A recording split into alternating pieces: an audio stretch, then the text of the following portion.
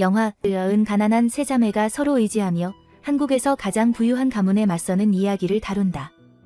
영화는 막내 여동생이 학교에서 돌아왔을 때 두 언니가 케이크를 사서 생일 파티를 열어주는 장면으로 시작된다.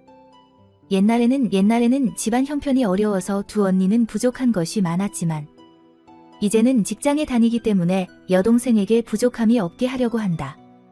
세 자매가 음식을 차리고 있을 때 엄마도 집에 돌아온다. 엄마는 김치를 만들려고 조금 얻어왔지만 인주에게 얼마 되지도 않는데 왜 가서 그걸 하냐 며 혼난다. 네 사람이 함께 식사를 하는 동안 두 언니는 오인혜에게 받고 싶은 선물이 있는지 물어본다. 돈 걱정은 하지 않아도 된다고 말한다. 철없는 인혜는 귀족처럼 코를 성형하고 싶다고 말하지만 모두가 말린다. 여동생이 학교에서 유럽으로 견학을 가고 싶어 한다는 것을 알고 두 언니는 약간의 돈을 모아 놓는다.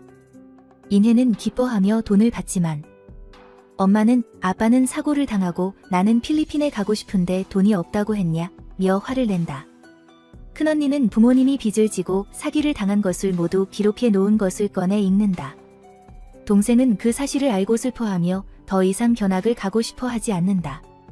인혜는 국내 최고의 예술학교에 스스로 합격했지만 엄마는 여전히 믿지 않고 가난한 집안이라서 특별 전형으로 들어간 것이라고 생각한다. 엄마는 이전 두 언니도 견학을 못 갔으니 막내도 갈 필요 없다고 주장한다. 그날 밤 오인혜는 둘째 언니에게 특별 전형이 아니라 스스로 시험을 봐서 합격한 것이라고 털어놓으며 온다. 다음 날 아침 잠에서 깨어보니 엄마가 필리핀에 가려고 그 돈을 가져갔고 작은 쪽지를 남겼다는 것을 알게 된다. 알고 보니 어젯밤 아이들이 잠든 틈에 옷을 챙겨 돈을 가지고 간 것이었다. 두 언니는 화가 났지만 막내가 그 사실을 알고 마음 아파하는 것을 보고 더욱 가슴 아파한다. 여동생에게 유럽 견학을 보내주고 싶어서 인주와 인경은 주말까지 돈을 마련하기로 결심한다. 각자 반씩 부담하기로 한다. 회사에 가서 큰언니는 팀장에게 월급을 먼저 달라고 하지만 팀장은 거절하며 오히려 심한 말을 한다. 낙심한 인주는 친한 언니인 진화영을 찾아가 속마음을 털어놓는다. 둘 다 13층과 14층에서 고립된 사람들이라 친하게 지낸다. 두 사람은 이야기를 나누다가 함께 요가 동작을 한다. 인주가 돈이 필요하다는 것을 알고 화영은 돈을 빌려주기로 한다. 한편 둘째 언니는 방송국 기자로 생방송 중에 울었다는 이유로 질책을 받고 있다. 스트레스 때문에 물통에 든 액체를 계속 마신다. 책상에 돌아와 직원 대출에 대해 조사하던 중 할머니에게서 주말에 집에 와서 아침을 함께 먹자는 전화가 온다. 할머니는 엄마가 한국에 돌아오지 않고 세 자매를 돌봐달라고 했다는 것을 알려준다. 그날 밤 큰언니와 둘째 언니는 부자와 가난한 사람들의 삶에 대해 이야기를 나눈다. 두 동생이 고생하지 않기를 바라며 인주는 과거 사기꾼을 만나 실패했지만 부자와 결혼하기로 결심한다. 인혜는 방에서 그림을 그릴 뿐이다. 다음 날 오인주와 진화영은 함께 산책을 하다가 고급 레스토랑에 가서 식사를 한다. 두 사람은 서로의 삶에 대해 이야기하며 인주는 돈 걱정 없이 예쁜 집에서 편리하게 살고 싶다는 꿈을 이야기한다. 화영은 인주의 말을 듣고 미소를 지으며 돈을 빌려준다. 진화영은 과거 미래에서 온 회계사 이야기를 꺼낸 적이 있었는데 오늘은 계약서를 가져와서 인주에게 계약서에 서명하라고 한다. 이 일을 마치면 두 사람은 엄청난 부자가 될 것이라고 한다. 한편 인경은 약속대로 할머니를 만나러 간다. 만나자마자 두 사람은 말다툼을 하지만 인경은 화를 내지 않기로 결심한다. 할머니는 인경 엄마에 대해 계속 이야기하지만 인경은 싫어하며 돈 이야기로 화제를 바꾼다. 할머니는 인경이 돈을 빌리러 왔다는 것을 알고 얼마가 필요한지, 무엇에 쓸 것인지를 묻는다. 인경은 여동생 견학에 필요한 125만 원이 필요하며 월급을 받으면 갚겠다고 솔직하게 말한다. 할머니는 갚을 필요 없고 매주 이 시간에 와서 신문을 읽어달라고 한다. 마치 현장 기자에게 상담을 받는 것처럼 이야기를 마치자 할머니는 인경을 쫓아냈다. 아무것도 먹지 못하고 말이다. 결국 인혜가 견학 갈 돈은 마련했지만 인혜는 절대 받지 않으려고 했고 약속이 있다며 가버렸다. 인주가 뒤쫓아가 보니 여동생이 고급 승용차를 타는 것을 보고 택시를 잡아 쫓아갔다. 방송국에서는 박재상이 19년간 억울하게 옥살이를 한 사람에게 사과하는 프로그램을 보고 있었다. 그는 서울시장 후보로 나서면서 이런 모습을 보이고 있었다. 박재상이 과거 은행 변호사였다는 사실에 의문을 품은 매니저는 인경과 마리에게 이 사건을 따로 조사하도록 지시했다. 한편 인주는 여동생이 부자들과 함께 있는 것을 보고 돈 봉투를 받는 것을 보고 달려가서 이유를 물었다. 인해가 그림을 잘 그린다는 것을 본 부인이 딸과 함께 그림을 그리도록 초대한 것이었다. 돈 봉투는 택시비로 준 것이었지만 인주는 감사하다는 말을 남기고 거절한 후 동생을 데리고 떠났다. 집에 돌아오는 길에 언니는 동생에게 그런 행동은 안 된다며 우리는 부자들의 도움을 받을 필요가 없다고 말했다. 계속 이러면 그들이 우리를 빌부터 산다고 생각할 것이라고 덧붙였다. 방송국에서 인경은 조사를 시작했다. 그녀는 모든 증거 서류를 찾고 중요한 내용을 작은 칠판에 적어 놓았다. 한편 인주는 진화영이 찾아낸 13층의 비밀 파일들을 받았다. 그 파일을 읽고 인주는 매우 기뻐했다. 이 제13층에서 자신들을 건드리면 반격할 수 있는 무기가 생겼기 때문이다. 바로 그때 최도일이 사무실로 돌아왔다. 인사를 나눈 후 그는 인주에게 회의가 곧 시작되니 나가라고 했다. 그는 화영이 없을 때를 대비해 연락처를 알아두었다. 인경은 필요한 부분을 모두 정리하고 매니저를 불러 조사한 내용을 발표했다. 그녀는 박재상의 기자회견에도 참석했다. 프레젠테이션이 끝난 후 기자의 질문 시간이 되었고 인경이 선택되었다. 그녀는 박재상에 대해 철저히 조사했고 그가 대답하기 어려운 질문들을 던져 그를 블랙리스트에 올려버렸다. 기자회견을 마치고 인경은 화장실에서 또다시 그 물을 마셨다. 화장실에서 나오다 박재상과 마주쳤고 다시 그와 대치했다. 마리는 그 장면을 모두 촬영했다.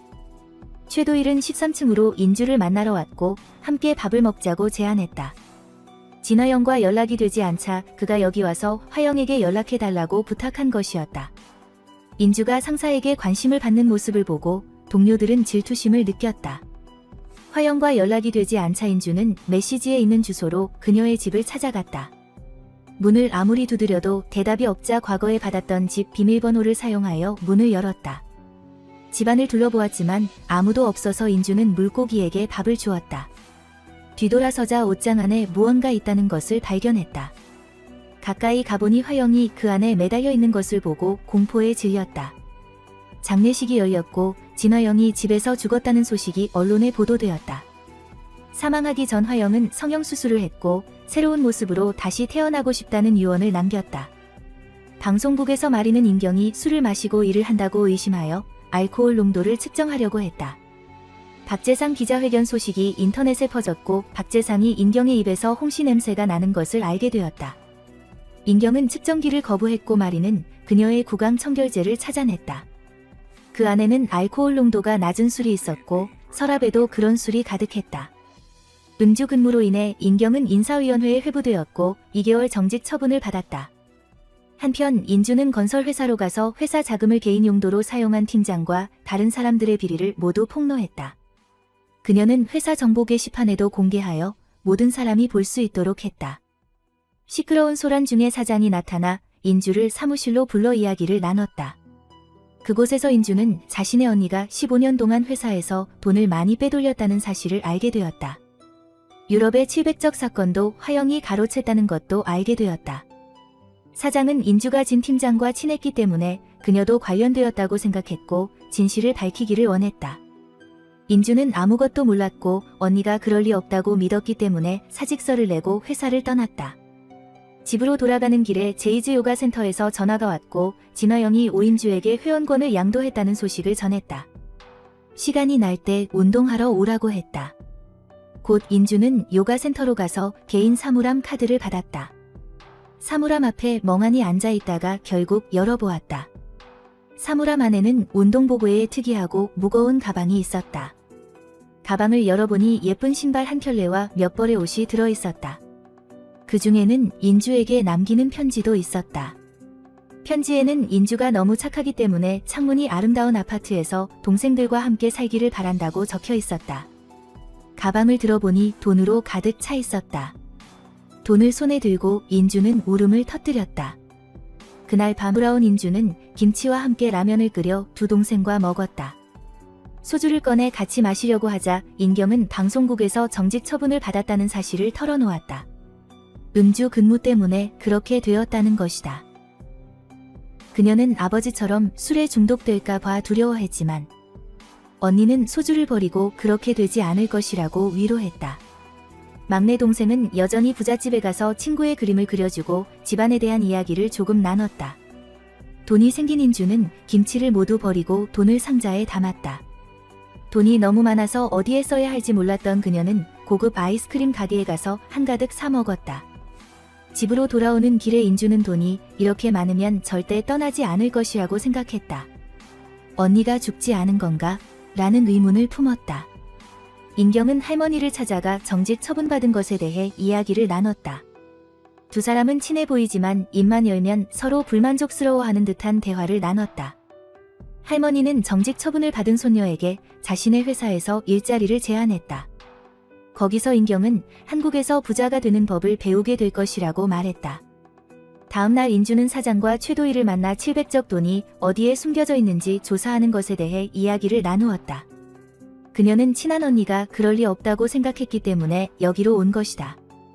하지만 일을 시작하기 전에 몇 가지 조건을 내걸었다. 회사가 아닌 난초 협회로 옮겨 일하고 싶다고 했고 진화영을 도둑이라고 부르지 않길 바랐다. 증거를 찾기 전까지는 존중해달라고 말했다. 오인경은 할머니와 식사를 마친 후 김철성에게 4년 전에 보냈던 이메일에 대해 물었고 만나서 이야기를 나누고 싶다고 했지만 그는 전화를 끊어버렸다. 그 순간 종호가 위층에서 인경을 놀러오라고 불렀다. 두 사람은 음식을 만들며 어린 시절 이야기를 나누었다. 알고 보니 두 사람은 이웃이라서 친해진 사이였다.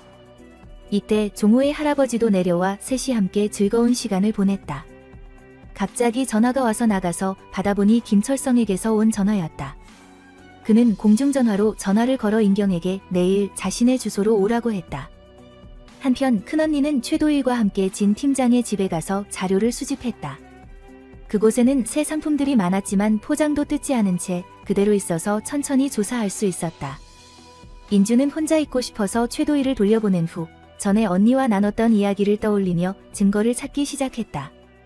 그녀는 물건들을 살펴보며 비싸고 사치스러운 물건들의 가격을 모두 적었다. 핸드폰으로 사진을 보다가 화영이 부계정으로 활동했다는 말을 떠올렸다. 웹에서 사진을 검색해보니 언니의 부계정을 찾을 수 있었다. 여러 가지를 계산해보니 인주는 뭔가 이상하다는 것을 느꼈다. 그 순간 사장이 와서 조사 상황을 보고받았다. 조사한 결과 총 금액은 2억 6천만 원이었고 일부 물건을 팔아서 7천만 원 정도가 남았다고 했다. 사장은 그 작은 돈에는 관심이 없었고 700억을 찾기를 원했다. 인주는 스카이그램으로 사진을 검색해서 부계정에 있는 사진이 핸드폰이나 컴퓨터에 없다는 사실을 알게 되었다. 그 사진들은 싱가포르에서 찍었고 개인 카메라를 사용한 듯 했다.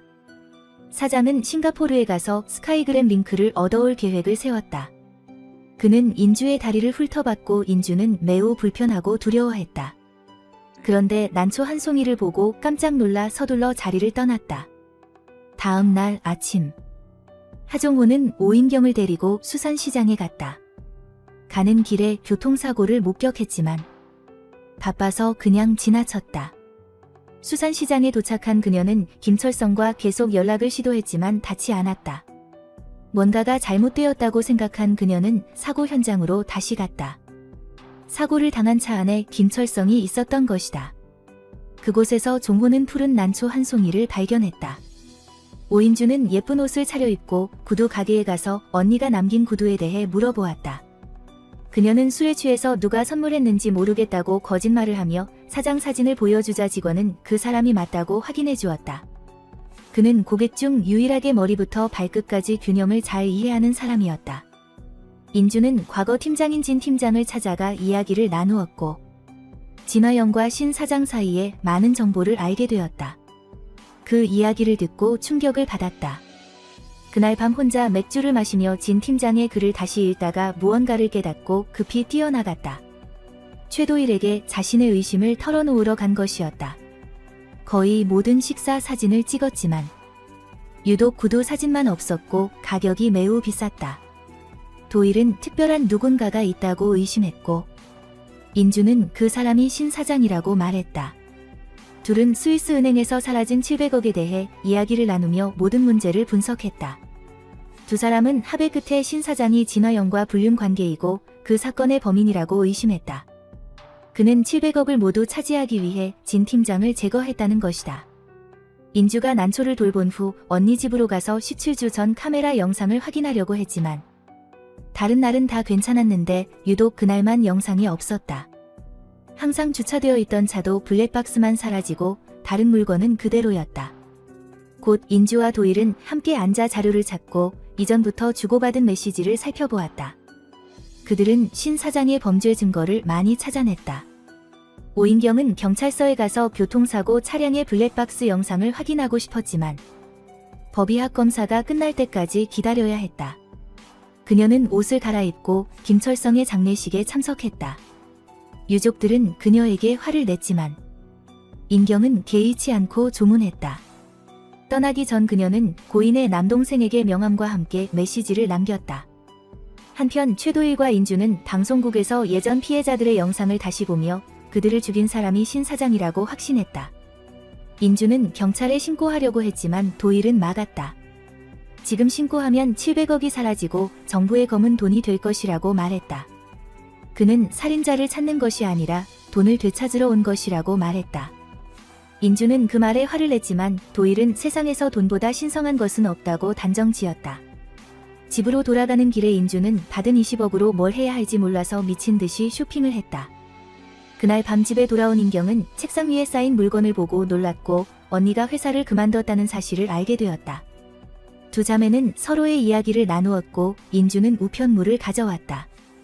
인경은 막내 동생의 핸드폰에서 친구 메시지를 읽었고 인주가 가져온 우편물에는 신 사장이 보낸 빨간 구두가 있었다. 인주는 약간 충격을 받았다.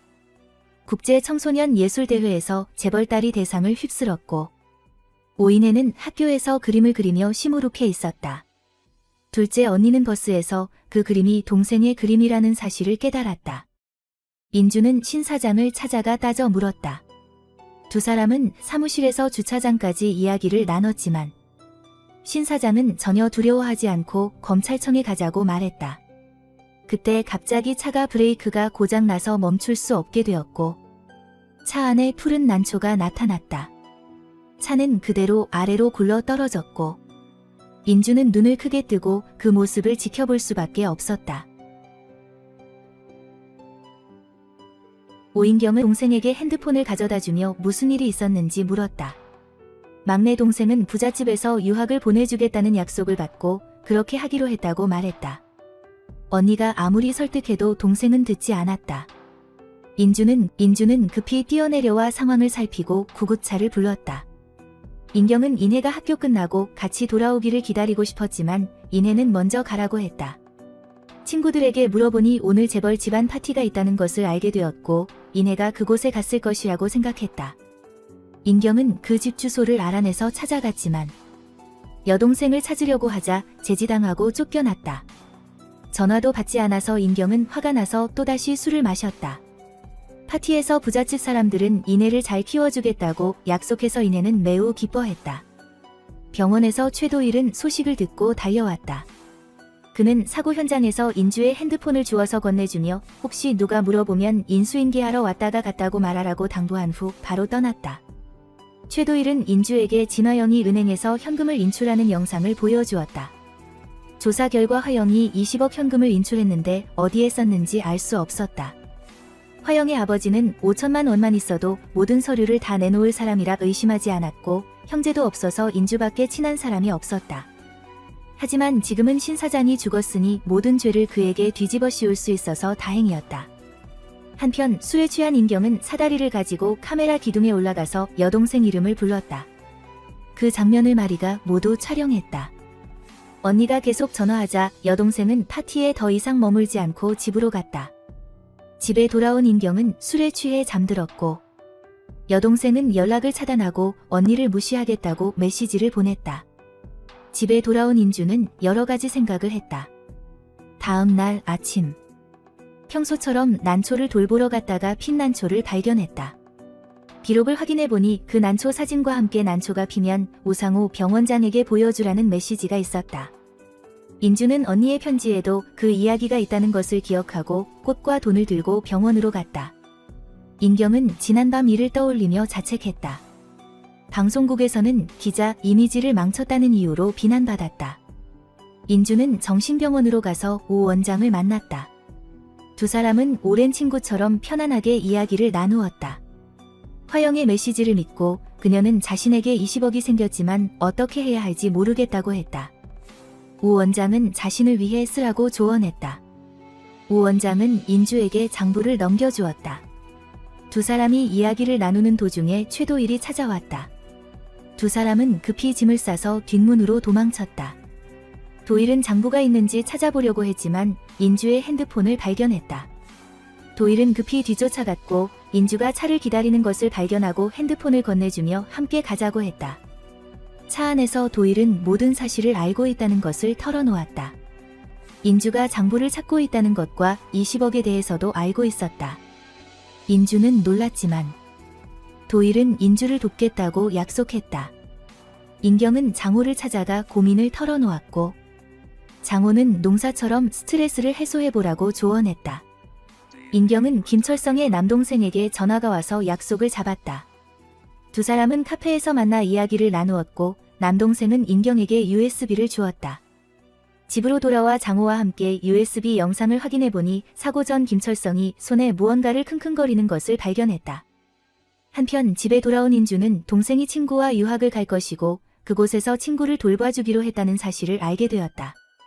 언니는 동생이 다른 사람의 하녀가 되는 것을 원하지 않았지만 동생의 생각을 듣고 아무 말도 하지 못했다.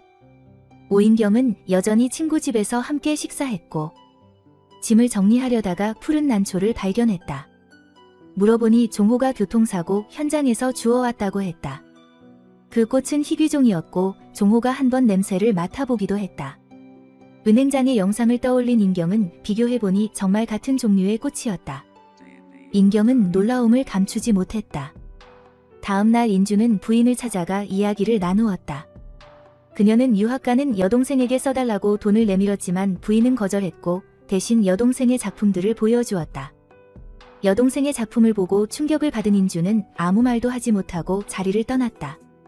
부인은 인주의 옷과 구두를 보고 돈이 어디서 났는지 알아보라고 지시했다. 인주는 요가 센터에 가서 운동을 하며 과거를 떠올렸다.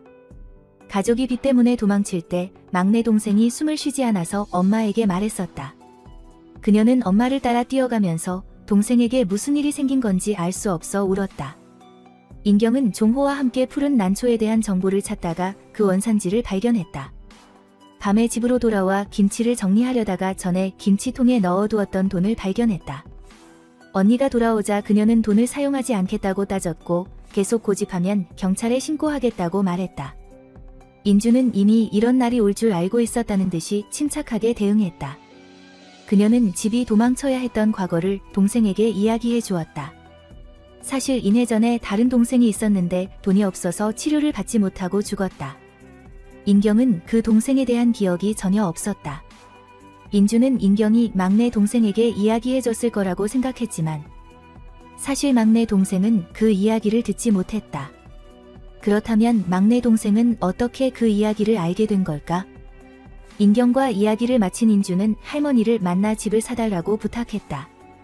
그녀는 돈이 어디서 났는지 말했지만 할머니는 신경 쓰지 않았다. 인주는 할머니의 속마음을 알아챘고 할머니는 두 동생이 잘 살 수 있도록 집을 빨리 찾아주기로 했다. 한편 인혜는 잠이 오지 않아 재벌 집안을 돌아다녔다. 박재상은 그녀의 약점을 간파하고 그녀를 유혹하기 위해 달콤한 말들을 속삭였다. 다음 날은 인주를 데리고 한강 옆에 있는 아파트로 갔다. 그곳은 전에 할머니가 샀던 곳인데 세 자매에게 다시 팔겠다고 했다. 인주는 매우 기뻐하며 집안을 구석구석 둘러보았다. 효리는 친구 집이 어떤지 보고 싶어 해서 인혜가 집으로 데려왔다. 부잣집답게 모든 것이 새롭고 신기해서 효리는 매우 기뻐하며 친구를 질투했다. 할머니와 인혜는 아침부터 저녁까지 이야기를 나누었다. 할머니가 돌아가신 후 인주는 인경에게 할머니에게 산 새 집에 대해 이야기했지만 인경은 출처를 알 수 없는 돈으로 산 집에서 살고 싶지 않다며 거절했다. 인경은 과거 은행장의 간병인이었던 사람을 찾아가 영상을 보여주며 물었다. 당시 병자가 무엇인가를 킁킁거리는 모습이 있었고 간호사는 푸른 난초를 가지고 왔었다고 말했다. 그 꽃을 가져온 사람은 박재상 변호사였다고 했다. 인경은 바로 푸른 난초에 대해 찾아보았고 종호와 함께 그 특징과 효능에 대해 연구했다. 한편 재벌 집안에서는 효린이 수학 과외를 받고 있었고 효린의 어머니는 인혜를 비밀스러운 곳으로 데려갔다. 그곳에는 거대한 푸른 난초가 있었고 인혜에게 난초 한 송이를 선물한 후 냄새를 맡아보라고 했다. 이야기를 나누던 중 인혜는 어지러움을 느끼며 식은땀을 많이 흘렸다. 잠시 후 인혜는 정신을 잃었다. 인주는 동생이 아프다는 소식을 듣고 병원으로 달려갔다. 의사는 인혜가 유전적인 심장병이 있어서 바로 수술해야 한다고 말했다. 인경도 병원에 와서 인혜를 확인하고 언니에게 돈을 써서 동생을 살려달라고 부탁했다. 이제 그녀는 돈의 출처에 상관없이 인혜가 살아있기만 바랐다. 비서가 박재상에게 여러 통계 자료를 보고하고 있었는데 최도일도 그 자리에 있었다.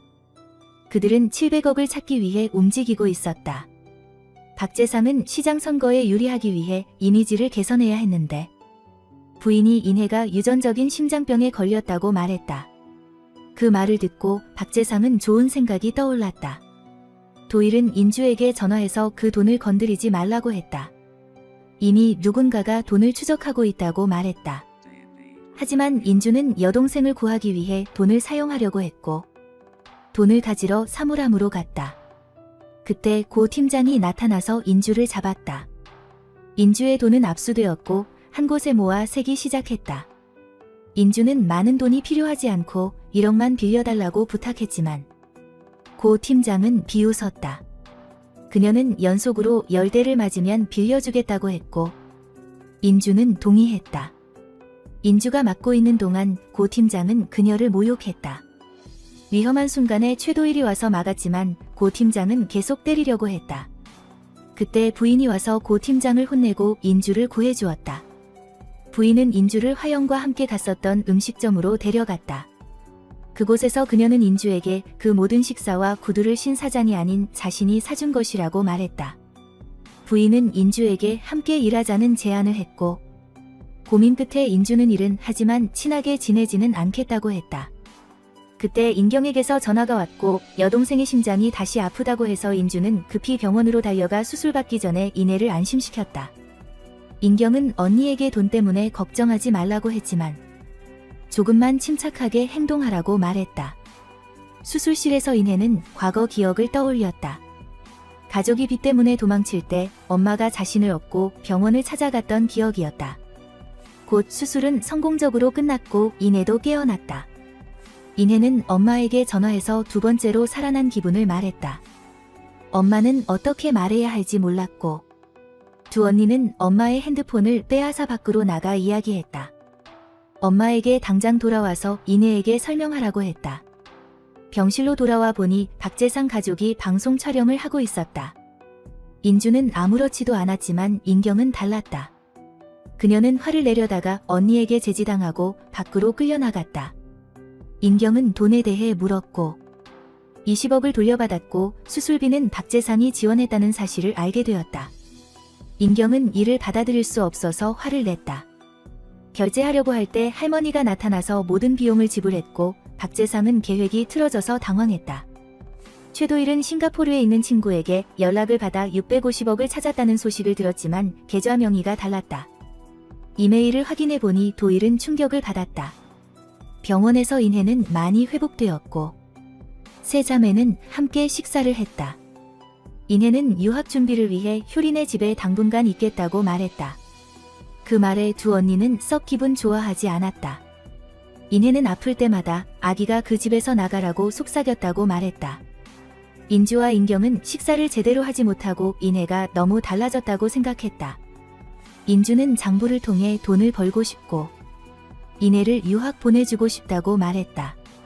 인경은 그 돈으로 박재상에게 복수할 생각이었지만 언니에게 혼났다. 인경은 종호를 찾아가 외국인에게 푸른 난초에 대해 물어봤다. 그는 한국에 있는 전문가 주소를 알려주었고 인경은 과거 김철성이 준 주소라는 것을 깨달았다. 그날 밤 인주는 도일을 만나 장부에 대해 이야기했지만 도일은 잠시 멈추자고 말했다. 그는 인주에게 싱가포르에 있는 재산 사진을 보여줬다. 그 재산들은 모두 인주 이름으로 되어 있었지만 인주는 몰랐다. 진화영은 인주의 계좌로 돈을 이체했고 인주 이름으로 계좌를 개설했었다. 인주는 예전에 서명했던 서류를 떠올렸다. 이 모든 사실을 알고 나서 인주는 당장 싱가포르로 가고 싶어 했다. 하지만 주에 가면 의심을 살 수 있으므로 당분간 효린의 엄마 밑에서 일하며 신임을 얻고 싱가포르 난초 전시회에 함께 가서 돈을 세탁해야 했다. 그날 밤 집에 돌아와 잠이 오지 않아서 인주는 사진을 보면서 4년 전 진화영과 싱가포르에 갔던 기억을 떠올렸다. 두 사람은 카페에 앉아 이야기를 나누었다. 다음 날 아침, 인주는 부인을 만나러 갔다. 부인이 싱가포르에 갈 드레스를 찾지 못하고 있을 때 인주는 재빨리 찾아냈고 부인은 호감을 느꼈다. 부인은 싱가포르 친구 개업식에 가려고 공항으로 서둘러 가면서 인주에게 효린을 잘 보살펴달라고 부탁했고 집을 잘 지켜달라고 말했다. 그날 밤 박재상이 집에 돌아와 부인이 해외에 갔다는 사실을 알고 텔레비전을 부쉈다. 그는 인주를 방으로 불러서 이야기했고 부인이 싱가포르 개업식에 갔다는 것을 알게 되었다. 그는 부인 사진을 인쇄했고 최도일에게 부인을 데려오라고 시켰다. 인주는 효린을 위로한 후 최도일을 만났다. 그녀는 그 가족들이 폭력적이고 이상하다고 생각했다. 도일은 인주를 데리고 한적한 곳으로 가서 계획에 대해 이야기했다. 도일은 인주 이름으로 유령 회사를 설립했고 700억을 받으면 그곳으로 옮겨서 안전한 곳으로 피신하라고 했다. 그는 장부를 가지고 거래할 계획이라고 말했다. 인주는 도일을 완전히 믿지 못했지만 그가 제시하는 계획이 너무 확실해서 그를 믿어보기로 했다. 만약 인주를 해치려 했다면 지금처럼 그녀를 보호하지 않았을 것이라고 말했다. 두 사람은 이익을 6대 4로 나누기로 합의했다. 인주는 신이 나서 여동생에게 바다가 보이는 멋진 곳으로 이사 갈 것이라고 자랑했지만 여동생은 시큰둥하게 반응했다. 그날 밤 이내와 효리는 비밀스러운 곳으로 가서 이야기를 나누었다. 인경은 할머니를 따라 부동산 회사로 가서 일을 시작했다. 할머니는 인경을 이사로 소개했고 모두가 놀랐다. 그녀는 실습생으로 온 줄 알았지만 이사가 된 것이다. 인경은 할머니와 이야기를 나누었고 할머니는 인경이 방송국 일을 그만두고 이곳에 와서 일하기를 바랐지만 인경은 아직 망설였다. 비서가 서류를 가져왔고 인경은 놀랐지만 결국에는 책상에 앉아 열심히 서류를 검토했다. 마침내 부인이 돌아왔고 박재상은 그녀가 멀리 갔다는 사실에 화를 냈다. 그는 부인과 싸우고 캐리어를 뒤져서 이상한 것이 있는지 확인하려 했고 부인은 소리를 질렀다. 효리는 무서워서 인해방으로 도망쳤다. 효리는 엄마가 떠나자 엄마에게 무슨 일이 있는지 물었고 부인은 대충 대답하고 떠났다. 알고 보니 부인은 아버지 병실에 가서 과일을 먹으며 남편 뉴스를 보고 있었다. 두 소녀는 비밀스러운 곳에서 그림을 계속 그렸다. 다음 날 부인은 박재상과 함께 선거 방송을 계속 찍었다. 부인이 옷에 술을 쏟자 인주는 망설이지 않고 부인과 옷을 갈아입었고 부인은 웃었다. 한편 하종우는 난초 방송을 촬영하기 위해 월령 학교를 찾아갔다. 촬영자는 인경이었다.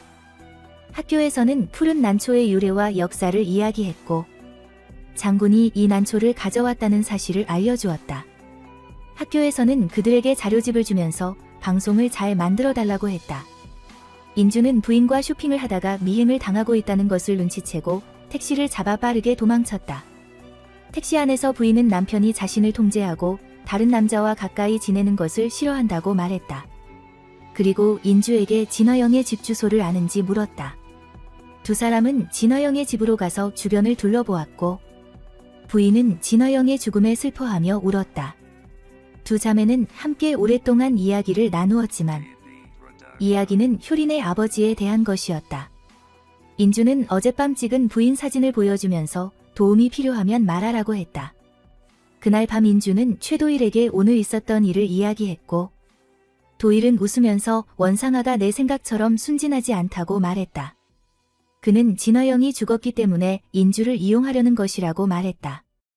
이야기를 나누던 중 인경에게서 최도일의 정보를 보여주라는 메시지를 받았다. 인경은 최도일의 과거를 조사했고 그를 믿지 말라고 경고했다. 돈 때문에 인주는 모든 것을 무시하고 언니 동생의 말을 듣지 않았다. 그때 식탁 위에 진화영 집과 신 사장 사고 현장에서 본 것과 똑같은 푸른 난초가 있는 것을 발견했다. 동생들은 믿지 않았고 난초가 희귀하다고 말했지만 인주는 똑같은 난초를 꺼내서 동생들을 놀라게 했다. 다음 날 인경은 방송국에 갔고 할머니와 마주쳤다. 할머니는 당황한 모습으로 가버렸고 인경은 매니저에게 푸른 난초에 대한 이야기를 했고 마리에 대한 정보는 나중에 공개하겠다고 말했다. 그때 이사회에서 인경을 해고했다는 소식이 매니저에게 전해졌다. 효린이 핸드폰을 집에 두고 와서 인혜가 인주에게 가져다 달라고 부탁했다. 침대 밑에 있던 핸드폰을 꺼내다가 효린의 그림을 보고 인주는 놀랐다. 그 그림은 진화영의 집에서 본 것과 똑같았다. 인주는 급히 학교로 가서 효린에게 그림을 왜 그렸는지 물어보았지만 효린은 모른다고 했다. 효린이 대답하지 않자 인주는 언니 집에서 본 것을 그림으로 그렸다는 것을 효린에게 말했다.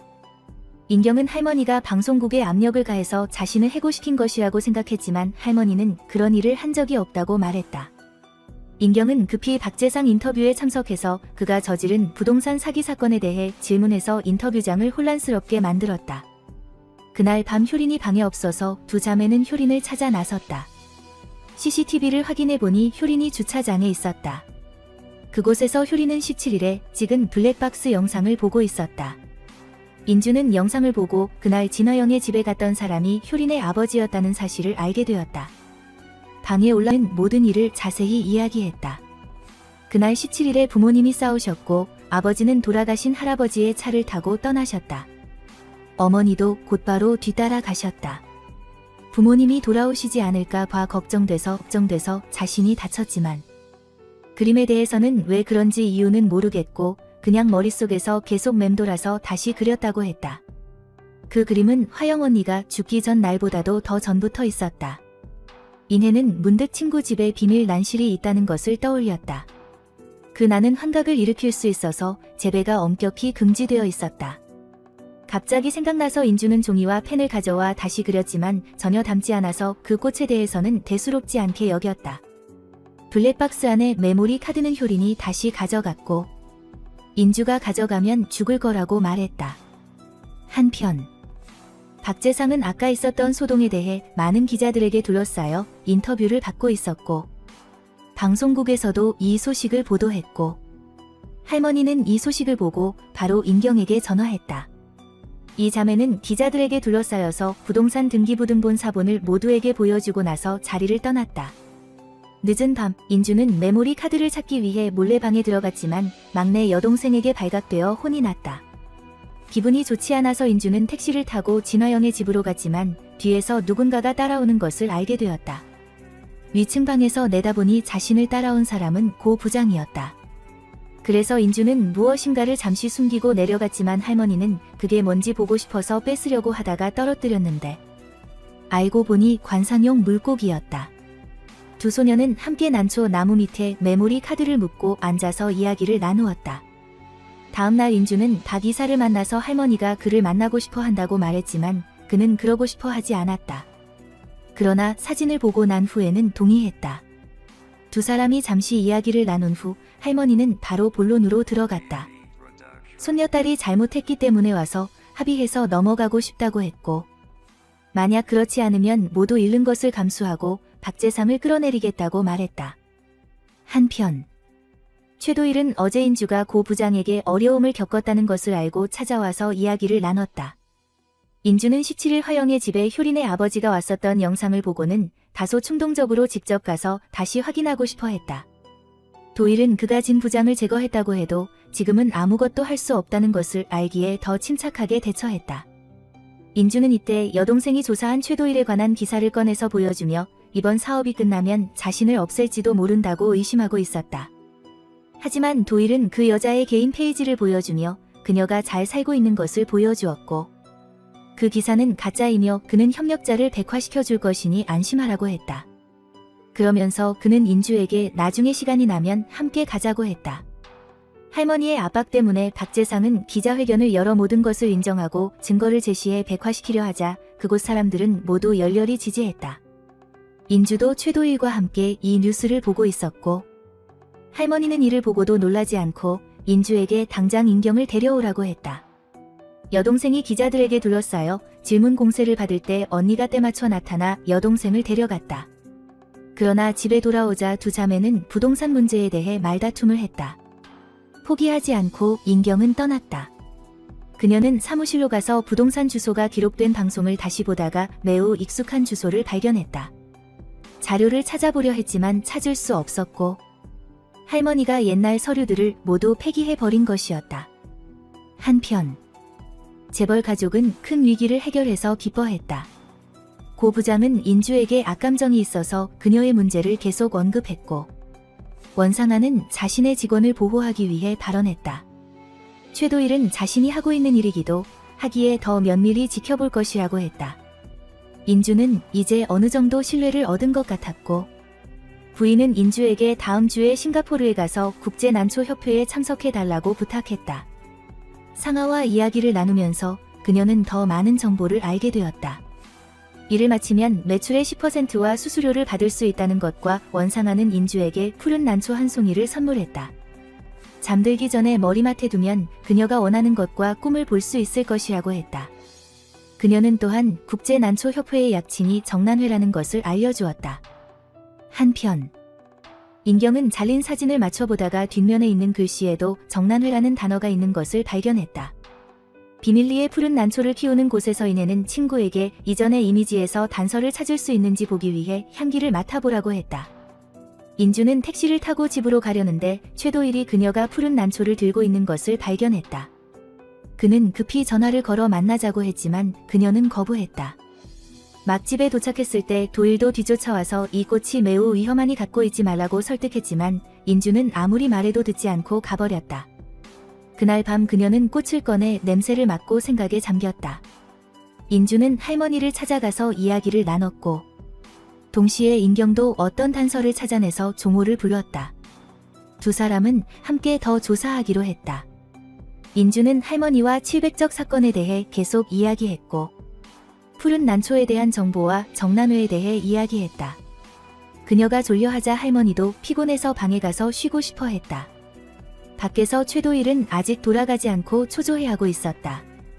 이때 푸른 난초가 활짝 피었고 인주는 끔찍한 장면들을 꿈에서 보았다. 그녀는 점점 의식을 잃고 집안을 돌아다녔고 손에는 꽃을 든 채 어딘가로 향했다. 한편 두 소녀는 효린도 어릴 때 장면을 어렴풋이 보았고 혼자서 계단을 오르내리는 모습을 보았고 둘은 함께 그곳으로 갔다. 계단을 올라가려던 찰나 원상아가 두 아이를 발견했다. 인경은 집에 돌아와서 문이 열려있는 것을 보고 조금 불안해하며 할머니 방으로 들어갔을 때 끔찍한 광경을 보게 되었다. 언니는 혼이 나간 사람처럼 보였고 할머니는 인주의 품에 안겨 죽어 있었다. 장례식이었고 원상아도 참석했다. 그 후 그녀는 인주를 찾아와 오 여사가 자신의 집 간호사였기 때문에 어릴 때부터 알고 지냈다고 말했다. 이때 인주는 꽃향기를 맡은 후 악몽을 꿨다고 이야기했고 할머니가 어떻게 지내는지 보러 가고 싶었지만 정신을 차리고 보니 자신이 울고 있었고 할머니는 바로 옆에서 죽어 있었다고 했다. 인주는 상아가 왜 자신에게 그런 꽃을 주어서 이런 일이 생기게 했는지 원망했지만 부인은 그 꽃은 오 여사 사건과 아무 관련이 없고 그녀에게 우정을 표현하는 상징일 뿐이라고 해명했다. 부동산 회사에서는 엄청난 빚을 떠맡을까 봐 아무도 나눠받은 지분을 받으려 하지 않았고 인경이 모두 떠맡았다. 언니 인주도 최도일에게 찾아가서 할머니와 화영 언니를 살해한 범인을 찾아달라고 부탁했다. 이제 돈은 필요 없고 범인만 찾을 수 있다면 돈은 모두 주겠다고 했다. 도일은 더 이상 말다툼하고 싶어 하지 않고 계획대로 하라고 달랬고 나머지는 자신이 알아서 하겠다며 분배금도 그대로 주겠다고 했다. 집에 돌아와서 두 자매는 잠시 이야기를 나누다가 인경은 변호사를 만나서 오 여사가 남긴 유품들을 인계받았다. 그 중에는 언급하지 않았던 카드 한 장이 있었다. 모든 유품을 받은 후 그녀는 옛날에 자신이 쓰던 방을 열어 어린 시절 사진과 할머니에게 쓴 편지를 다시 보았다. 슬퍼하던 중 인주가 전화를 걸어 뉴스를 보라고 했고 할머니를 살해한 범인이 자수했다는 소식을 들었다. 범인은 매일 여기에서 일하던 노년의 관리인이었다. 두 자매가 할머니 옆에 있던 푸른 난초에 대해 의아해하고 있을 때 하종호가 찾아왔다. 그는 살인범이 자백하는 영상을 보니 그도 푸른 난초를 들고 작별 인사를 했다고 말했다. 세 사람은 매우 놀라워하며 집안에서 무언가를 찾기 시작했다. 종호는 벽을 보고 측정하고 그려보니 뭔가 다른 점을 발견했고 인경은 막 받은 카드로 벽을 긁으니 비밀방이 열렸다. 그 안에는 금고는 없어졌고 푸른 난초 한 송이만 남아있었다. 그녀는 난초를 들고 냄새를 맡고 나서 나가서 모든 진실을 밝히겠다고 말했다.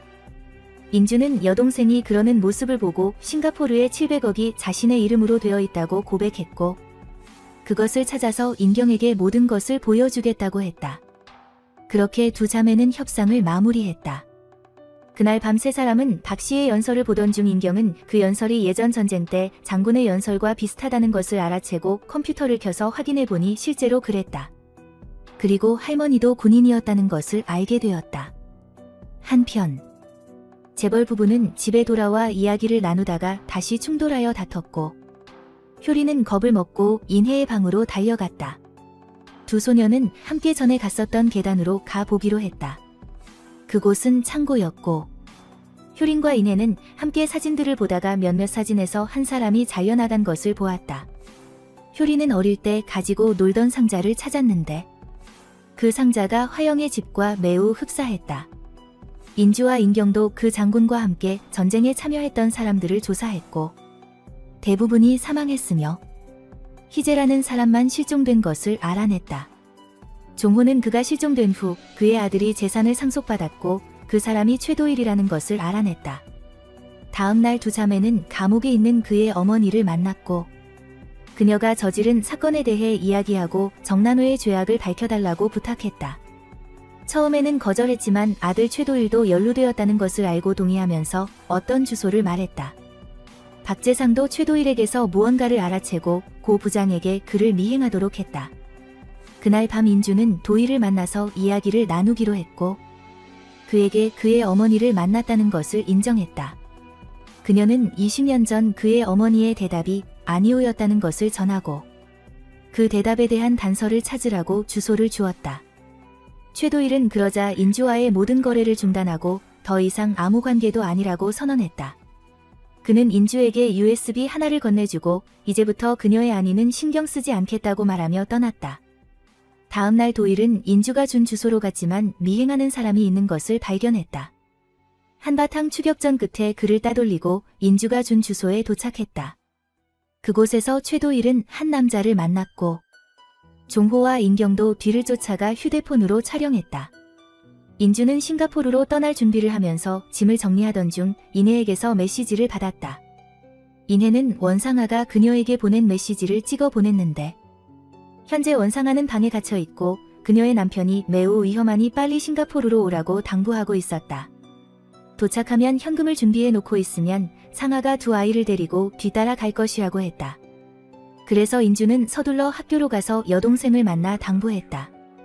그녀는 여동생에게 필요한 물건을 주었고 인혜는 오늘이 인주의 생일이라는 것을 알고 17일의 영상을 담은 메모리 카드를 언니에게 선물했다. 한편 인경과 종호는 길을 잃은 척하며 최희재에게 길을 물었다. 그가 쉽게 접근할 수 없다는 것을 알고 그녀는 개를 풀어 자신을 물게 했다. 최희재의 집으로 들어가자 그는 인경의 상처를 치료해 주었고 종호는 안경을 쓰고 집안을 샅샅이 살폈다. 더 이야기를 나누고 싶었지만 최희재는 그들을 쫓아냈고 인경은 정난회를 밝히는데 협조해 달라는 명함을 남겼다. 최도일은 박 씨를 만나 아버지의 주소를 알려주었고 박 씨가 아버지를 해치려 한다는 것을 알고는 신경 쓰지 않겠다며 마음대로 하라고 했다. 그러자 살해팀이 최희재의 집으로 갔지만 특수부대 출신이었던 그는 위험을 감지하고 폭탄을 설치하고 떠났다. 살해팀은 그 폭탄에 당해 쓰러졌다. 막내 여동생을 만난 후 인주는 새 옷을 사입고 화영 언니가 준 신발을 신고 두 사람이 함께 갔었던 식당으로 갔다. 혼자 신나게 먹고 있을 때 최도일이 찾아와서 오늘이 인주의 생일이라는 것을 알게 되었다. 도일은 싱가포르 난초 협회에서 오인주라는 사람이 나타났다는 정보를 알려주었고 다리에 문신이 있는 사진을 보니 그녀는 진화영이었다. 눈앞에서 분명히 죽은 언니가 어떻게 거기에 나타날 수 있는지 인주는 매우 놀랐다. 최도일도 진실을 알아보기 위해 싱가포르에 가기로 했다. 알고 보니 인주를 찾아온 이유는 박재상이라는 자가 내일 밤 전에 그녀를 제거하라고 시켰기 때문이었다. 제대로 처리하지 못하면 그 역시 즉시 죽을 것이었다. 원상아는 남편에게 방해 같았고 남편은 그녀를 위로하며 달콤한 말로 아내를 설득하려 했다. 한편 인경은 여전히 전쟁과 푸른 난초에 대해 연구하는 데 몰두하고 있었다. 그 할아버지는 그 난초에 마치 저주와 같은 이야기가 있다고 알려주었다. 갑자기 그녀는 언니로부터 싱가포르에 급히 가야 한다는 전화를 받았고 인경에게 이내와 함께 싱가포르에 갈 준비를 하라고 말했다. 매우 빠르게 인주와 도일은 싱가포르에 도착했다. 그는 그녀를 웅장한 호텔에 혼자 남겨두고 다른 곳으로 간 후 내일 경매 전에 인주를 데리러 올 것이라고 말했다. 방을 체크인할 때 직원은 그녀가 VIP 손님이라는 것을 알고 관리자를 불러 환영했다. 그들은 그녀에게 일반실이 아닌 더 고급스럽고 세련된 방을 준비할 것이라고 말했다. 이쪽에서 여행 준비를 모두 마친 후 효리는 사다리를 타고 엄마 방에 들어갔다. 하지만 엄마는 딸의 말을 듣자마자 이미 효리네 아빠와 화해했다고 말했고 귓속말로 무언가를 속삭였다. 인주도 자신의 방을 배정받았고 잠시 생각에 잠긴 후 잠들었다.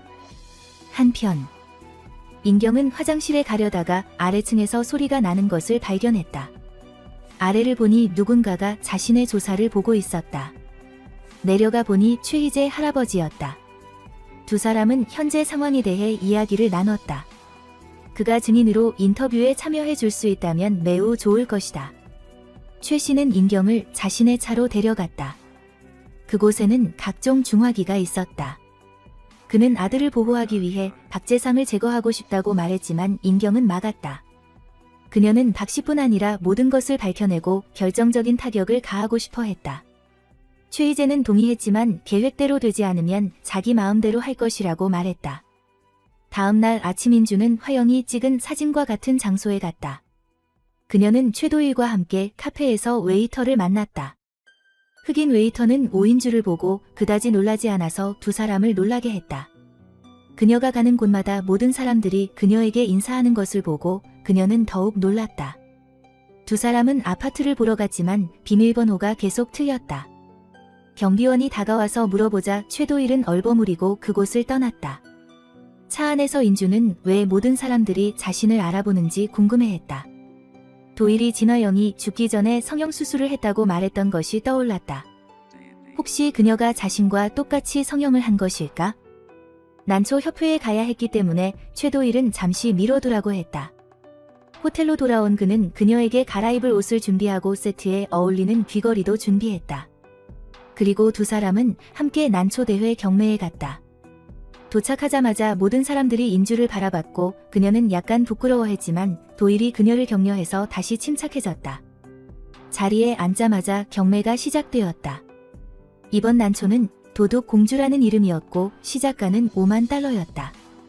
인주와 전화로 익명의 누군가와 치열한 경매를 벌인 끝에 그녀는 60만 달러의 난초를 얻는 데 성공했다. 서양 여성들과 잠시 이야기를 나누다가 어떤 사람이 그녀를 화장실에서 방금 봤는데 이 옷이 아니라 다른 옷을 입고 있었다고 말했다. 화영이라고 의심한 인주는 서둘러 찾으러 갔지만 찾지 못하고 혼란에 빠졌지만 최도일이 제때 도착했다. 그는 인주에게 침착하라고 말했고 그때 직원이 와서 익명의 사람이 오인주에게 메시지를 보냈다고 말했다. 도일은 영어로 들은 내용을 번역했는데 오늘 정말 공주 같네요 라는 내용이었다. 그 말을 듣자 인주는 오 이사를 만났을 때 나눴던 이야기를 떠올리며 그 사람이 화영임을 확신했다. 한편 한국에서는 박재상이 이내를 만나 이야기를 나누었다. 그는 어제 효린이 엄마 방에 몰래 들어갔다는 것을 알았고 그들의 싱가포르 여행 계획도 알고 있었다. 그는 자신의 손에서 벗어날 수 없을 것이라고 협박하며 자신의 사람들이 그곳에서 움직이고 있다고 알렸다. 이내는 그 사실을 알고 큰언니에게 전화해 박씨 측 사람이 그곳에서 활동하고 있으니 조심하라고 당부했다. 인주 쪽으로 돌아와서 그녀와 도일은 차 안에서 화영에 대한 이야기를 나눴다. 그 후 두 사람은 700억을 빼내는 계획을 서둘러 실행했다. 그들은 그곳에 있는 7개 은행에 가서 모든 돈을 인출했다. 이때 인경이 언니에게 뭐 하고 있는지 물었고 박재상 측에서 싱가포르에 사람을 보내 활동하고 있다는 것을 알렸다. 인주는 최도일을 의심스러운 눈으로 쳐다봤다. 두 사람은 다음 은행으로 계속 갔고 인주는 돈을 다 빼고 나면 그를 어떻게 믿어야 할지 궁금해했다. 그는 다시 한번 확신시키고는 총을 꺼내 그녀에게 사용법을 알려주며 자신을 믿으라고 말했다. 다음 은행 안으로 들어갔을 때 한노파가 인주와 부딪히더니 재빨리 종이 한 장을 손에 쥐어줬다. 밖을 보니 노란 원피스를 입은 여자가 달려가고 있었다. 인주는 종이를 펼쳐 읽어보았고 정말로 화영이 살아있었다. 그녀는 인주가 여기까지 올 줄은 상상도 못했으며 최도일이 무서운 사람이니 빨리 도망치라고 경고했다. 한편 이내는 박재상 방의 카메라를 확인하다가 놀라운 것을 발견했다. 인주는 종이에 적힌 말을 떠올리며 도일이 관리자에게 불려들어간 후 뒷문으로 도망쳐 미리 준비된 차에 올라탔다. 차가 출발하자마자 다른 차가 뒤쫓아왔다. 이내는 인경에게 전화해 큰언니가 위험하다고 알렸다. 차 안에서 인주는 종이를 다시 읽어보니 자신의 지문으로 집문을 열 수 있다는 것을 알게 되었다. 하지만 갑자기 트럭 한 대가 돌진해왔고 바로 그때 흰색 차 한 대가 나타나 직접 충돌을 막아줘서 인주가 탄 차는 큰 충격을 피했다. 그녀는 정신을 잃고 병원으로 옮겨졌다. 꿈속에서 그녀는 진화영이 나타나는 것을 보았다. 언니는 어떤 일이 있어도 꼭 가방을 가져가라고 당부했다. 깨어난 그녀는 예전에 화영이 줬던 검은색 구두 한 켤레만 보았다. 최도일은 소식을 듣고 병원으로 왔지만 병상에는 인주가 없었다. 알고 보니 그녀는 가방을 들고 자신의 이름으로 된 아파트로 돌아갔다. 밤늦도록 그곳에 앉아있다가 원상아가 돌아왔고 인주는 충격을 받았다. 알고 보니 그녀는 회사 첫 인터뷰 때부터 원상아의 눈에 들어와 있었다. 인주는 푸른 난초 음료를 마셔서 졸음이 쏟아졌다. 원상아가 푸른 난초 용액을 넣어 마시게 한 것이었다. 점차 의식을 잃어가던 인주는 마지막으로 자신의 700억을 보고 싶어 했다. 부인은 기뻐하며 달려가 가방을 열어 인주의 소원을 들어주었다. 하지만 가방 안에는 온통 벽돌뿐이었고 인주는 최도일이 준 총을 꺼내 그녀를 겨눴다. 하지만 마신 탓에 몸이 거의 탈진했고 바로 그 순간 그녀의 사람들이 와서 총을 빼앗아갔다. 마침 경비원이 쓰레기 무단 투기에 대한 신고를 올렸고 문을 열자마자 도일이 달려들어 그 일당을 혼쭐을 내주었다. 원상아는 그가 인주를 구하러 온 줄 알았지만 사실은 그렇지 않았다. 그녀의 남편이 전화를 걸어서 그가 여기 온 것이었다. 알고 보니 인경은 박재상에게 가서 언니를 풀어달라고 요청했고 그렇지 않으면 장부의 모든 증거를 공개하겠다고 협박했다. 그 말을 듣고 부인은 무력하게 떠났다. 잠시 후 박재상은 인경의 눈앞에서 장부를 찢어불 속에 던져버렸다. 이쪽에서 인주도 깨어났고 도일에게 기차역에 숨겨둔 돈의 위치를 알려주며 사물함 6번 열쇠를 건넸다. 그녀는 이곳에서 죽을까봐 두려워하며 동생들을 잘 돌봐달라고 부탁하고 아이들에게 약간이라도 남겨달라고 부탁한 뒤 다시 기절했다. 박재상의 집에서 돌아온 인경은 방송국 국장을 찾아가 이야기를 나눴다. 그녀는 의미 있는 일을 하고 싶었지만 그 역시 정난회에 가입하여 재벌을 위해 일하고 있다는 사실을 알게 되었다. 한편 효린과 인혜는 이곳에서 도망칠 계획을 세웠다. 두 아이는 예쁜 분홍색 그림을 그리고 내일 수업이 끝나면 어디로 도망갈지 함께 연구했다. 인경은 하종호를 불러 술을 마시며 속마음을 털어놓았다. 그녀는 이제 어떻게 해야 할지 전혀 몰랐다. 이때 친구는 인경에게 미국으로 함께 가서 살자고 제안했다. 그곳은 그녀가 가서 배우고 싶은 곳이기도 했지만 그는 친구가 더 이상 정난회에 대해 알아보는 것을 원치 않았다. 매우 위험하기 때문이었다. 종호는 인경에게 자신의 감정을 고백했지만 그녀는 무슨 말을 해도 떠나려 하지 않고 이곳에 남아 하던 일을 마무리하려 했다. 집으로 돌아온 인경은 최희재에게 전화를 걸어 자신이 한 일이 실패했으며 그에게 맡기겠다고 말했다. 그리고 그녀는 박 씨를 제거하는 데 협력하겠다고 덧붙였다. 하룻밤 푹 자고 난 후 인주도 깨어났다. 최도일은 남은 계획에 대해 이야기했다. 그는 오인주 명의의 페이퍼 컴퍼니에 돈을 이체했으며 그 후 그들은 그리스로 가서 합의된 대로 60대 40으로 자산을 분배할 것이라고 했다. 그는 이미 모든 것을 준비했으니 인주는 그곳에 가서 동생들을 기다리기만 하면 된다고 했다. 그녀는 마치 다시는 만나지 않을 것처럼 그가 행동하는 것에 대해 약간 의아해했다. 도일은 솔직하게 그가 이렇게 떠나는 것이 그녀에게 좋을 것이라고 말했다. 원상아는 이 일 이후 새로운 놀잇감을 찾을 것이고 그녀가 누구인지 신경 쓰지 않을 것이기 때문이라고. 그리고 자신은 약간의 문제가 있어서 사라질 수 없다고 덧붙였다. 효린의 엄마도 집에 돌아왔고 여전히 좋은 엄마 역할을 하며 아이들에게 선물을 사줬다. 그들이 앉아서 이야기를 하고 있을 때 박재상이 집에 돌아왔다. 두 아이가 학교에 간 사이 그들은 구석으로 가서 다정한 태도로 이야기를 나눴다. 부인은 남편에게 인경이 자신을 모욕하고 경멸했으니 제거해달라고 요청했다. 즐거움에 취한 그는 고 실장에게 인경을 암살하라고 명령했다. 매우 빠르게 계획을 실행하기 위해 누군가가 나타났다. 인주와 최도일은 그리스행 비행기를 기다리던 중 종호에게 전화를 받았다. 그는 인경을 찾을 수 없고 집에 침입당했다고 말했다. 앵무새조차 살아남지 못했다고. 언니는 그 말을 듣고 즉시 동생을 보러 한국으로 돌아가고 싶어 했지만 도일은 계획을 먼저 세우라고 조언했다. 하지만 지체할 수 없었기에 인주는 여전히 돌아가기로 결정했다. 만약 내가 무슨 일이 생기면 내 몫을 동생들에게 나눠주길 바라네. 학교에서 효린이 연극 연습을 할 때 인해가 보이지 않았고 긴장하면 갑자기 발작을 일으키는 것이었다. 집으로 돌아오자 상아가 딸에게 저축 통장들이 어디 있냐고 물었고 혹시 인해가 훔쳐서 도망간 것 아니냐고 의심했다. 효린은 친구가 잡히는 것을 원치 않아 자신이 직접 그 통장들을 인해에게 줘서 해외 박물관을 구경하도록 했다고 말했다.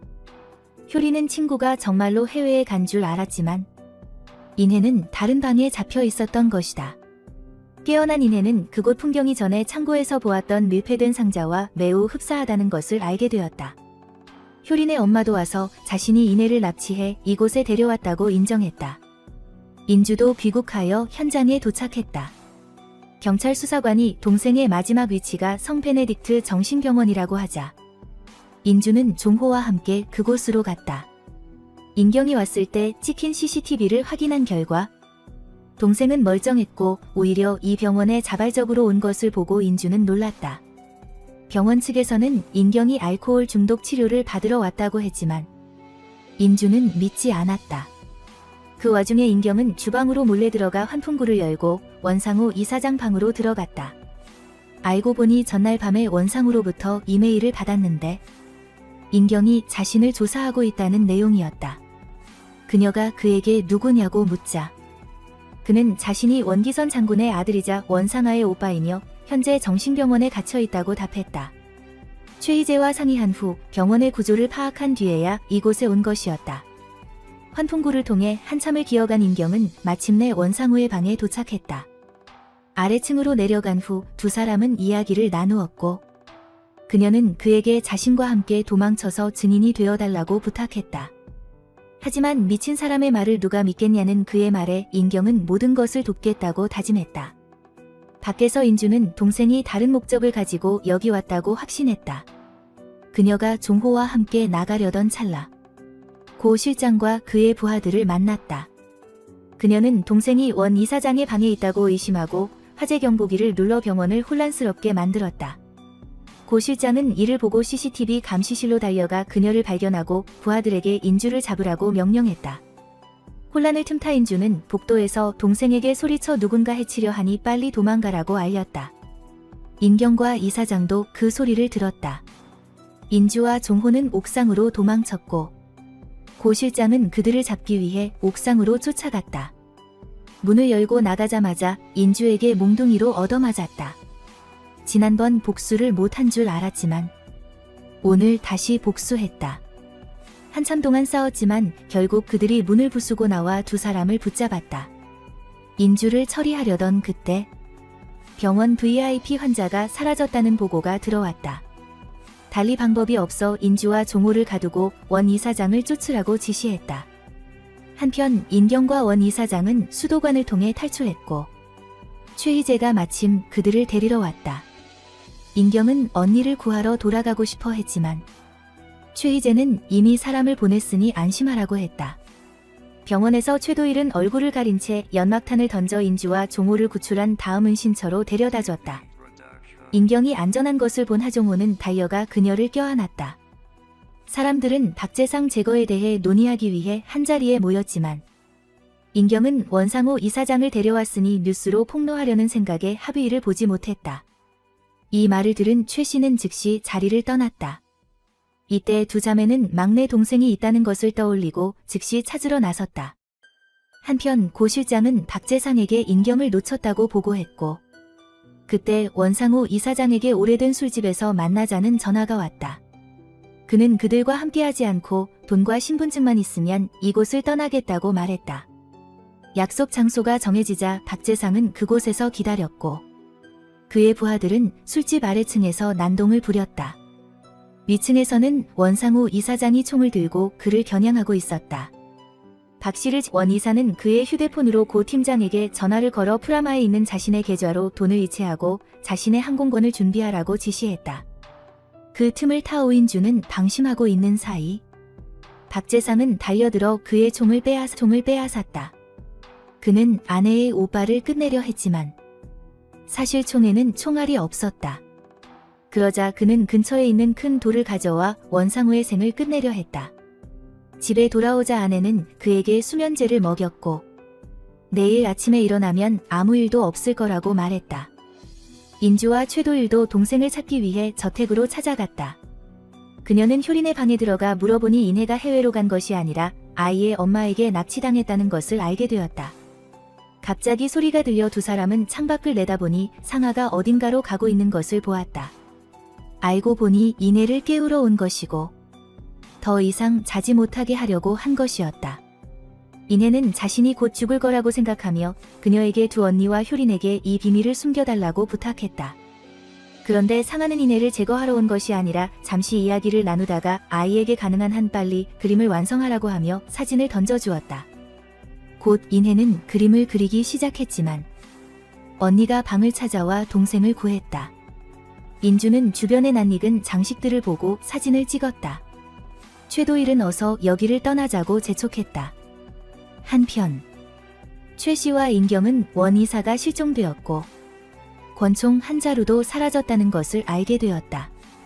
다음날 박재상은 다시 평정을 되찾고 고 팀장에게 최도일의 어머니에 대해 물으며 그녀를 병원에서 데려오라고 했다.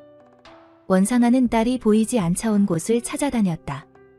이때 하녀가 오인주가 기다리고 있다고 말하자 그녀는 침착하게 오인주를 만나러 갔다. 오인주가 다시 이곳에 돌아온 것을 보고 놀랐지만 효린이 남긴 편지를 그녀에게 건네주었다. 알고 보니 아이는 자발적으로 떠났고 지금은 두 사람이 일본으로 갈 준비를 하고 있었다.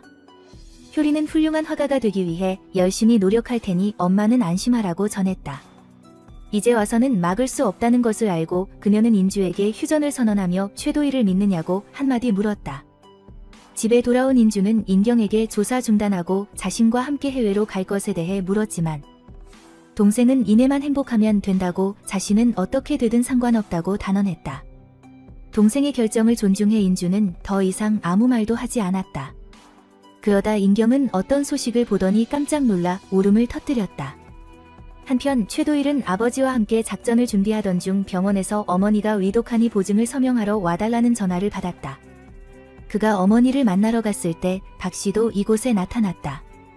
대화 끝에 도일은 자신과 어머니의 안전을 위해 아버지의 계획을 모두 자백하기로 결심했다. 그는 또한 인주에게 서명할 이체 서류를 가져왔다. 글은 모두 영어로 되어 있어 읽을 수 없었지만 동생 종호와 인경이 확인하고 사진을 찍었다. 또한 최도일의 시계에는 도청 장치가 달려 있었다. 그는 또한 아버지가 다가올 암살을 위해 총기를 준비해 놓은 곳들을 자백했다. 박 씨는 사람들을 보내 3곳 모두 무력화시켰다.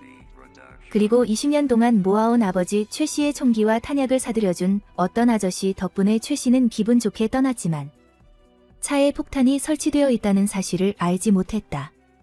거래 장소에 도착하자마자 차가 폭발해 최 씨는 전신에 화상을 입고 병원으로 이송되었다. 인주는 도일과 연락을 시도했지만 계속해서 통화 불가능 상태였다. 그는 어머니와 함께 비행기에 타고 있었다. 박재상은 모든 것이 순조롭게 끝났다고 생각하며 다가올 방송에 자신감을 가졌다. 방송국에 도착하자 인경이 진행자였고 최도일의 어머니도 그곳에 앉아 있었다. 혀를 꿰매는 수술을 맞춰서 인경이 어머니를 대신해 말했다. 그녀는 20년 전 사건이 최도일의 어머니가 아닌 박재상의 아버지가 범인이라는 증거를 제시했다. 최도일의 어머니는 나는 그들이 이용한 첫 번째 사람도 마지막 사람도 아니다. 이 사건은 시작일 뿐이다라고 종이에 썼다. 병원에서 도일은 아버지와 인주를 데리고 급히 떠났다. 차 안에서 그녀가 의아해하자 그는 너무 급해서 충분히 상의할 수 없었다고 설명했다. 하지만 다행히 인주는 지금까지 계획대로 역할을 잘 해냈다. 3사람이 이동하던 중 갑자기 경찰이 들이닥쳤다. 그들은 최 씨가 불법 무기를 사용했다며 다시 체포했다. 인터뷰가 끝나자 인경은 박재상과 마주했다. 두 사람은 한동안 서로 양보하지 않고 대치했다. 다음 날 최희재가 불법 무기 사용죄로 체포되었다는 뉴스가 발표되자 박 씨는 매우 기뻐했다. 그날 저녁은 그의 시장 취임을 준비하기 위한 연설회 자리였다. 박재상은 매우 자신감 있게 단상에 올라 최근 발생한 사건들이 자신을 반대하기 위해 누군가 의도적으로 조작한 것이라고 선언했다. 갑자기 대형 화면에 그가 원상우와 함께 있었을 때 그리고 총으로 위협하고 있었을 때의 대화가 나타났다. 고 팀장은 즉시 화면을 끄라고 요청했고 박재상은 변명하려 애썼다. 그런데 갑자기 두 번째 영상이 나왔다. 그가 큰 돌로 이사님을 공격하는 영상이었다. 박재상은 완전히 굳어버렸다. 알고 보니 이 모든 것은 최도일이 원격으로 조종한 것이었다. 전원을 모두 차단한 후 인경이 진행하고 있는 뉴스 보도가 나타났다. 그녀는 비슷한 이미지들을 대형 화면에 공개했다. 그러나 다음날 한쪽에서는 기자회견을 열고 그것들은 AI로 편집된 조작이라고 주장하며 진상을 조사하겠다고 발표했다. 약간의 논란은 있었지만 박 씨는 여전히 서울시장으로 당선되었지만 그다지 기뻐 보이지 않았다. 다음 날 인경이 인터뷰 프로그램을 진행하는 동안 긴급 뉴스가 전달되었다. 전송된 비디오는 박재상이 높은 곳에서 뛰어내리는 모습이었다. 사람들은 그 죽음의 원인이 인경이 공개한 비디오 때문인지 질문했고 그녀는 당황하여 대답하지 못했다. 장례식장에서 원상하는 남편을 배웅했지만 그의 손에는 푸른 난초가 들려 있었다. 밖으로 나간 그녀는 인주에게 전화를 걸어 그만하라고 했는데도 듣지 않으니 어떤 대가를 치르게 될지 알게 될 것이라고 말했다. 상하의 전화를 받은 인주는 계좌 잔액을 확인한 후 최도일에게 전화를 걸었지만 통화 불가능이었다. 새로 고침을 하자 돈이 갑자기 0원이 되어 그녀는 매우 놀랐다. 그때 문 밖에서 시끄러운 두드리는 소리가 들려 인주는 겁에 질렸다. 아이고, 그녀의 아버지 병실에서 아내와 함께 사과를 먹을 때 이미 그곳에 푸른 난초가 놓여 있었다. 그는 자신이 해야 할 일은 이제 떠나는 것뿐이라는 것을 알고 꽃을 들고 옥상으로 갔다. 꽃향기를 맡자마자 그는 그대로 뛰어내렸다. 현재로 돌아와 가정부가 인해가 소포를 보냈다고 말했다. 상하가 열어보니 지난번에 그녀가 부탁했던 그림이었다. 그림을 보자 부인은 그저 고개를 떨구고 울었다. 고 팀장도 원상아를 찾아왔고 이제부터 그녀를 위해 일하겠다고 말했다. 허락이 떨어지자마자 그녀는 오자매를 직접 처리하고 싶었지만 상아는 잠시 기다리라고 막았다. 한편 인주의 집에 온 사람들은 경찰이었다. 그녀는 혼란스러운 와중에 동생에게 전화를 걸었지만 경찰은 그녀를 체포해야만 했다. 다음날 최도일과 어머니는 공항으로 갔지만 교통사고를 당했다. 인경도 언니를 만나 이야기를 나누러 갔다. 그녀는 도일이 교통사고를 당했지만 그가 있는 병원을 찾을 수 없다고 말했다. 인주는 최도일이 살아있는지 알고 싶어 동생에게 알아봐 달라고 부탁했다. 남편의 장례식을 마친 후 상하는 마리와 고 팀장과 함께 앉았다. 그녀는 새로운 계획을 시작했고 마리가 이 일에 협조하면 그녀를 방송 진행자로 만들겠다고 했다. 감옥에서 변호사는 인주와 이야기를 나누며 그녀가 20년 징역형을 받을 것이라고 말했다. 돈을 받았을 때의 상황을 설명하자 변호사는 그렇다면 7년형을 받게 될 것이라고 결론지었다. 곧 재판이 시작되었고 인주를 고발하는 정보들이 제시되었고 그녀는 그저 사실이라고 대답할 수밖에 없었다. 인주는 최도일이 자신을 위해 증언해주길 바랐지만 변호사는 그가 다음 재판에서 검찰 측 증인으로 나올 것이라고 말해 그녀는 충격을 받았다. 인경은 집으로 돌아와 언니의 무죄를 증명하기 위해 조사를 더했다. 그녀는 화영을 만난 적이 있다는 것을 기억하고 인주를 찾아갔다. 언니는 이 말을 듣고 원상아를 감옥에 함께 넣고 싶어 인경에게 화영의 죽음에 대해 조사하라고 했다. 확실히 그 방은 인주가 본 것과 매우 유사했기 때문에 그녀가 관련되어 있을 것이었다. 집에 돌아와 조사를 마친 그녀는 진화영의 아버지를 만나 이야기를 물었지만 그는 대답을 거부했다.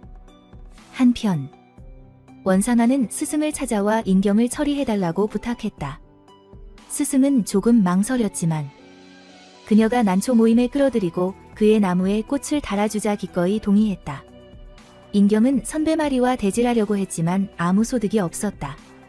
떠나려던 찰나 검은 차가 와서 그녀를 납치했다. 다음날 원상아는 감옥에 있는 인주를 찾아와 이야기를 나눴다. 그녀는 인경의 립스틱과 수첩을 꺼내 언니에게 보여주었다. 그리고 계속해서 인주를 자극하는 말을 하며 그녀를 화나게 만들어 의자까지 문에 던지게 만들었다.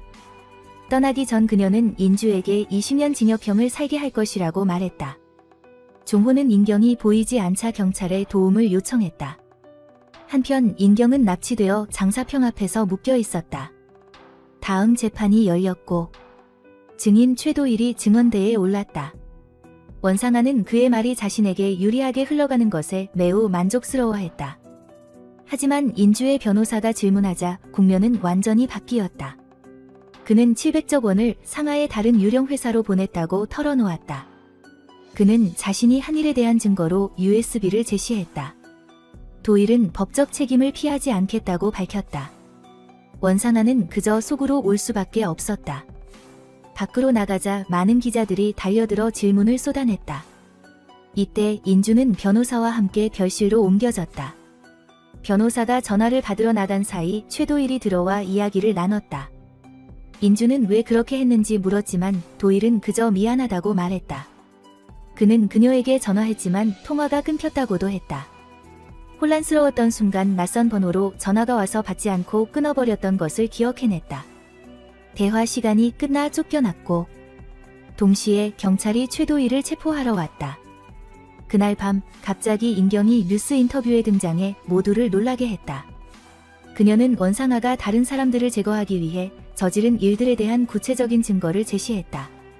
코트, 비밀방, 그리고 모든 범죄 현장에 나타난 푸른 난초까지.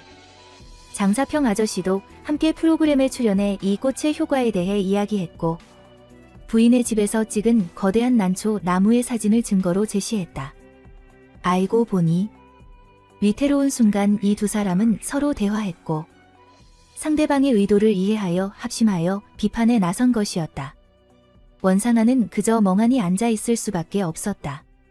다음 재판이 열렸고 이번에는 인주가 자신의 모든 심정을 판사에게 털어놓았다. 절정의 순간 진화영이 문을 열고 들어왔다. 그 언니가 모두가 충격을 받았어요. 심지어 인주조차도 믿을 수 없었죠.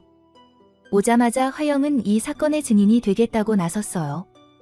진 팀장이 법정에서 설명한 후 인주는 무죄 판결을 받았지만 20억 비에르트 자금을 사용했기 때문에 2년의 집행유예를 선고받았어요.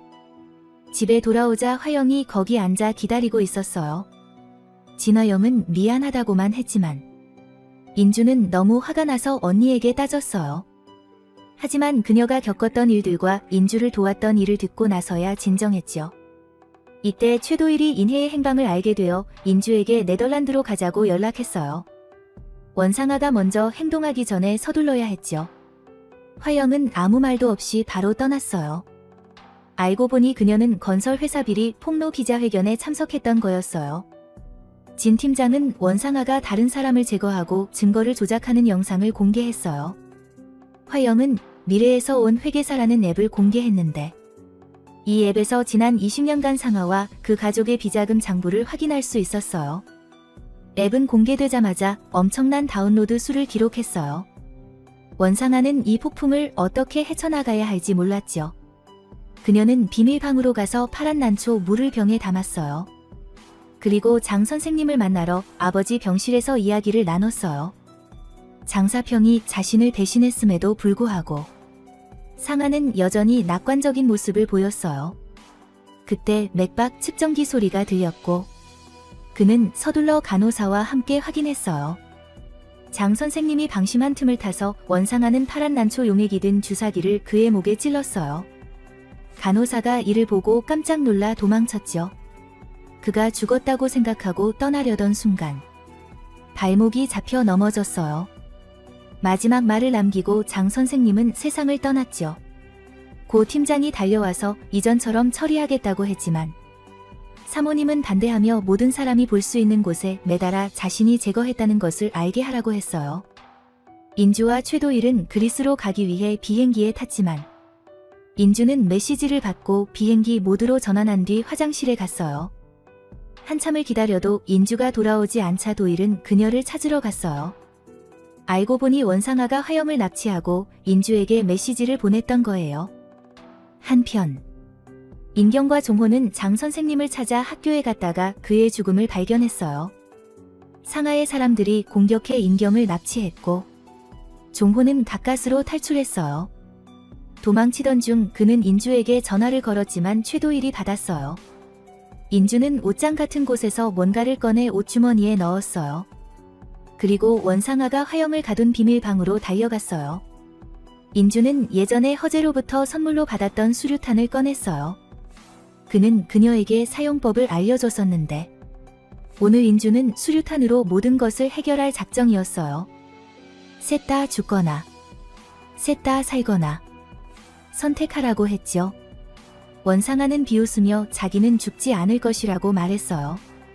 시스템 스프링클러는 전보고농도 산성으로 바꿨다고 했죠. 인주는 영상을 보며 그녀의 증상이 효린과 매우 비슷하다는 것을 알게 됐고 죽은 어머니는 상아의 손에 죽었다는 것을 알게 됐어요. 사모님은 여전히 인정하지 않고 전부 어머니 탓으로 돌렸어요. 언쟁 끝에 원상아는 또 다른 놀라운 일을 보여주겠다고 했어요. 밖에서 인경을 납치한 차량이 집으로 거의 다 왔을 때 최도일이 나타나 차를 막았어요. 그는 운전사를 처리했고 고 팀장도 죽임을 당했어요. 종호도 도착했고 인경을 데리고 도망쳤어요.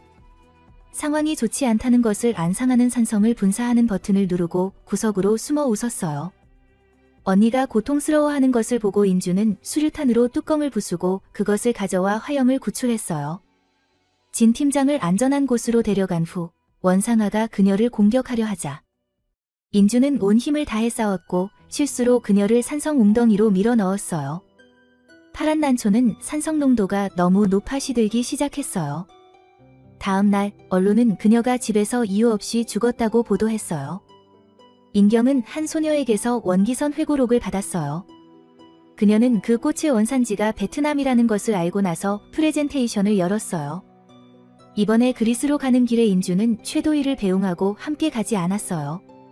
그녀는 화영을 만나러 감옥에 갔는데 언니가 감옥에 있는 상황에도 불구하고 두 자매는 아무 일도 없었던 것처럼 웃으며 이야기했어요. 집에 돌아온 인주는 한강변 저택에 대한 증여세 납부 통지서를 받았어요. 그녀는 그 집을 다시 보고 엄마가 했던 말을 떠올리며 울었어요. 인경은 강연 후 방송국에서 일해달라는 제안을 받았고 식사 초대를 받았어요. 그녀는 동호에게 그 이야기를 했지만 인경은 제안을 거절하고 동호와 함께 미국으로 가고 싶다고 했어요. 이 소식을 듣고 놀란 동호는 그녀에게 키스했고 두 사람은 연인이 되었어요. 집에 돌아온 큰언니는 세금을 내기 위해 집을 담보로 잡고 남은 돈으로 인경을 유학 보내고 싶어 했어요. 동호 돈을 쓸 수 없다고 생각했죠. 두 자매는 이야기를 나누며 막내 인혜는 지금 어떻게 지낼지 궁금해했어요. 한편 효진은 친구와 최조인과 함께 700억을 인출하러 은행에 갔어요. 오늘은 효진의 생일이었죠. 알고 보니 집을 나갔을 때 두 소녀는 조인에게 발견되었고 그는 효진의 계좌를 빌려 700억을 이체했었어요. 생일이 되어야 인출할 수 있었기 때문에 오늘 그들은 인출하러 갔던 거예요. 두 소녀는 고향으로 돌아가지 않고 외국에 남기로 했어요. 인경은 100억을 받았고 큰언니 인주는 더 많은 고생을 했기 때문에 300억 이상을 받았어요. 모두가 각자의 역할을 다했기 때문에 책임에 따라 공평하게 분배되었어요.